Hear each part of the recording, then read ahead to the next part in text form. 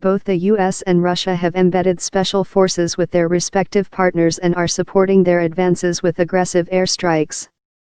They have so far avoided any significant confrontations by maintaining talks and a hotline intended to prevent midair and ground incidents. U.S. Army Colonel Ryan Dillon, spokesman for the Anti-IS coalition, said contacts with Russia were continuing to avoid friction on the ground around Syria's Al-Omar oil field, which was seized by the Kurdish-led Syrian Democratic Forces on Sunday. But he indicated the coalition was prepared for any possibility. We are prepared to defend our partners if they are attacked, whether by ISIS fighters or by anyone else. We certainly don't want to come to that end. We will continue to de-conflict with our Russian partners, he told the Associated Press on Tuesday. He suggested the SDF would continue to march south into the town of Buk Amal on the Iraqi border after consolidating their gains, fueling concerns of conflict between the two groups and their superpower sponsors.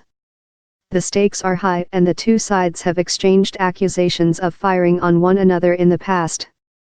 As the Islamic State group sheds its hold on territory, Iranian and Russia-backed Syrian government forces have been gaining ground on the western bank of the Euphrates River, while the SDF is advancing on the eastern bank and has already seized a major natural gas field and other smaller oil fields in addition to Al-Omar.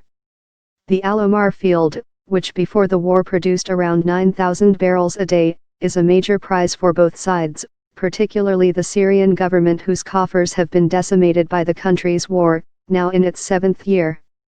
The Syrian government and the Kurds have maintained a complicated relationship throughout Syria's war, mostly refraining from fighting one another while some rebels have accused the Kurds of being secretly aligned with the Syrian president.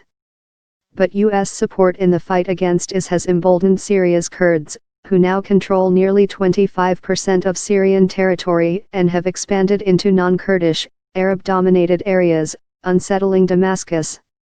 Both sides have upped the rhetoric, and have started talking about a possible confrontation.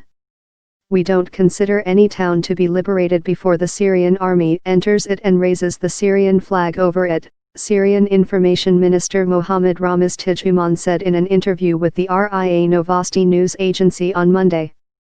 A prominent Damascus-based Syrian lawmaker went even further. We will confront any side that stands in the way of the Syrian Arab Army and its allies recovering any area they want, said Khaled Aboud, whose views reflect government thinking. Ahmed Abu Khala, commander of the Deir el-Zur military council leading the battle for the SDF, said the goal was to completely liberate the eastern bank of the Euphrates River, adding that his troops did not wish to clash with any party other than IS at this stage. We were determined to get this oil field. We are expecting everything. We can see clashes and we have taken our precautions. Our project is to liberate the eastern bank, all of it, he said. We are ready for all solutions, political, diplomatic, or military, he added. Some have suggested the SDF now has enough cards to bargain with the Syrian government in future negotiations. I do expect the Assad regime will pressure the SDF to relinquish control of the oil field in return for some form of financial or energy support from the regime, said Jennifer Caffarella, lead researcher at the Washington-based Institute for the Study of War.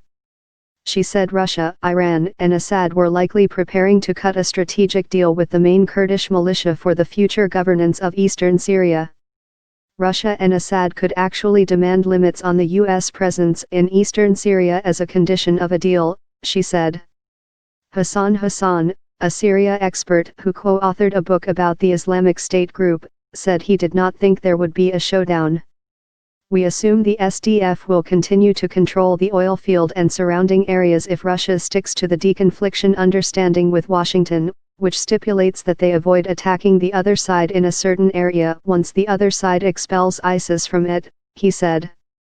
The regime would have wanted to control the oil fields, but the SDF checkmated it, he added.